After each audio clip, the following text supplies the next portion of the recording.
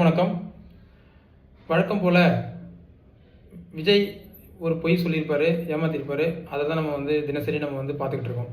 இன்றைக்கி என்ன ஏமாத்திருக்காரு அப்படின்னா, தேர்தல் அறிக்கையின் பொழுது தேர்தல் நேரத்தில் என்ன வாக்குறுதி கொடுத்தாருன்னா, 5 ஏக்கருக்கு குறைவாக நிலம் வச்சிருக்கிற விவசாயிகள் பயிர்க்கடன் வாங்கியிருந்தா கூட்டுறவு வங்கியில் எவ்வளோ கடன் வாங்கியிருந்தாலும் அனைத்து கடனும் தள்ளுபடி செய்யப்படும் அப்படின்னு அறிவிச்சிருந்தார்.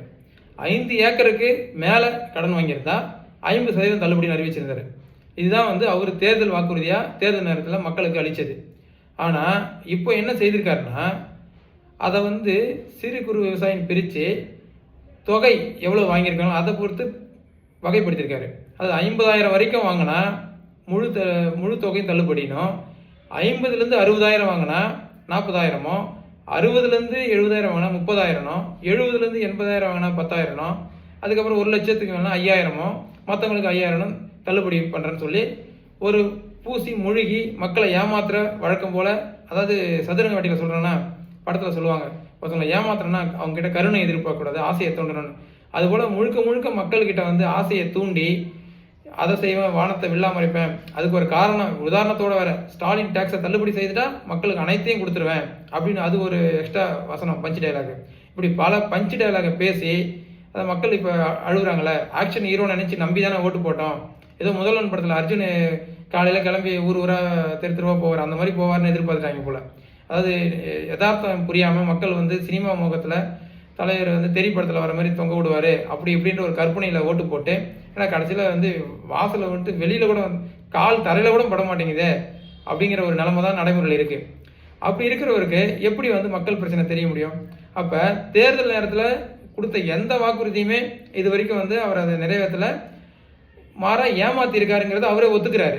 அப்போ எதுக்கு அப்படி பொய் சொல்லணும்? இப்போ நம்ம அப்போவே சொன்னோம், இருக்கிற இதை சொல்லி உண்மையை சொல்லி ஓட்டு கேளுங்கன்னு. ஆனால் விஜய் அவர்கள் செய்யலை.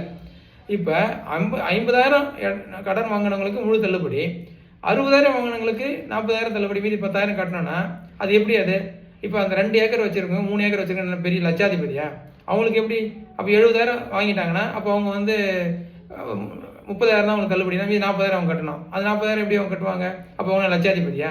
இல்லை, எந்த அர்த்தத்தில் என்ன ஃபார்முலாவில் இதை நீங்கள் ஒர்க் அவுட் பண்ணுறீங்க? 1,00,000 ரூபா கடன் வாங்கியிருந்தா 5,000 தான் தள்ளுபடினா, 95,000 கட்ட முடியுறவங்களுக்கு 5,000 கட்ட முடியாதா? அதுக்கு எத்தனை தடவை லோன் வாங்க அலைஞ்சிருப்பாங்க. அந்த போக்குவரத்து செலவு கூட நீங்கள் கொடுக்கலன்னா இதுக்கு பேர் இதுக்கு பேர் பயிர்க்கடன் தள்ளுபடியா? சொல்லுங்கள் பார்ப்போம்.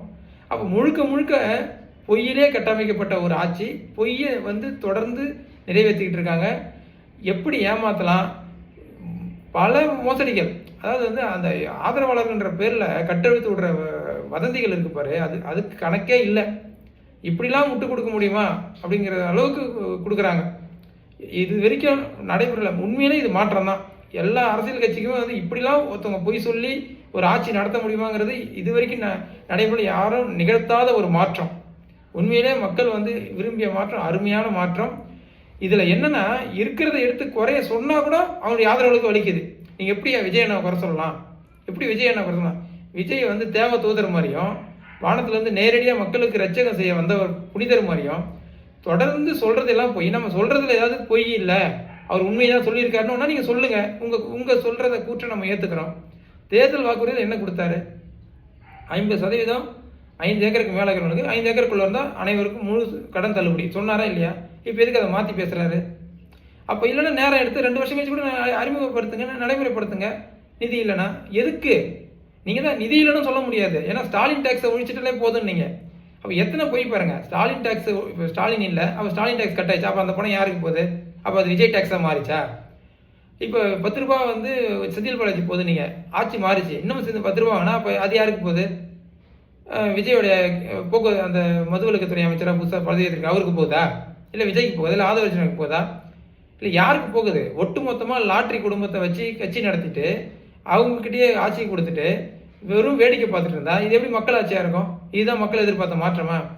மீண்டும் மக்கள்கிட்ட நம்ம வைக்கிற கோரிக்கை என்னென்னா, அதாவது நம்ம இருக்கிற குறையை எடுத்து சொன்னால் நம்ம ஆற்றாமையில் பேசுகிறோம் அப்படிங்கிற ஒரு பார்வை வேற. மிகவும் ஒரு நெருக்கடியான ஒரு சூழலாக இருக்குது. எதையுமே சொல்ல முடியல, சொல்லவே கூடாதுங்கிறாங்க. ஆனால் விஜய் எதை வேணாலும் செய்யலாம். கேட்டால் 9 கிராம் உச்சம் பெற்றவர், பேட்டரி இல்லாமலும் ஃபோன் பேசலான்ற மாதிரி அவர் என்ன வேணாலும் செய்யலாம். அவர் எது செய்யறதுக்கும் வந்து தலையீடே கிடையாது, தடை கிடையாது, என்ன வேணாலும் செய்யலாம். இதே விஜய் செய்கிற இந்த கீழ்த்தரமான அரசியலை மற்ற கட்சிக்காரர் செய்தா சும்மா இருந்திருப்பீங்களா? சொல்லுங்க பார்ப்போம்.